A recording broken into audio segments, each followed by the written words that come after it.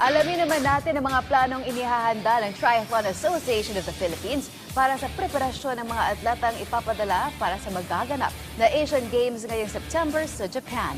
Para sa Deporte Paolo, salamatin.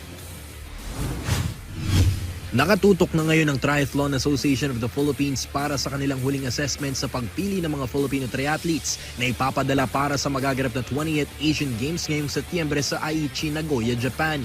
Simula pa lamang ng taon, naging maganda na ang kanilang momentum buhat ng pagbubulsa ng 3 ginto, 2 silver at 1 bronze medal sa sinabakang Southeast Asian Games sa Thailand noong Disyembre ng nakarang taon. Dahil dito, naging sunod-sunod din ang magandang performance na ipinakita ng mga atleta sa iba't ibang international events sa aquathlon, duathlon at triathlon tournaments nitong mga nakalipas na buwan. Ayon sa Secretary General ng Triathlon Association of the Philippines na si Ting Hoson, isa ang Asian Games sa mga major tournament na kanilang sasalihan at inaasam na pagtatagumpayan ngayong taon. We're preparing for Asian Games, that's for sure. That's one of the that's the highlight of our year this year, no? Kakatapos na ng Asian Beach Games in Sanya, so the next one will be the Asian Games in Nagoya.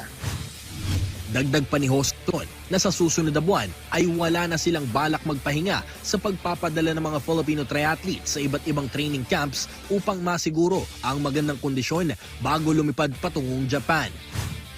We're getting there. We'll be sending a lot of the athletes to training camps after this first half of the year, no? So magta-training camp na sila leading up to Asian Games. Sa ngayon, patuloy na nag-ensayo ang mga Filipino bets sa iba't ibang panig ng bansa. Isa na rito ang magaganap na Ironman Philippines 70.3 ngayong darating na weekend sa Subic. Paulo Salamatin para sa Atletang Pilipino para sa Bagong Pilipinas.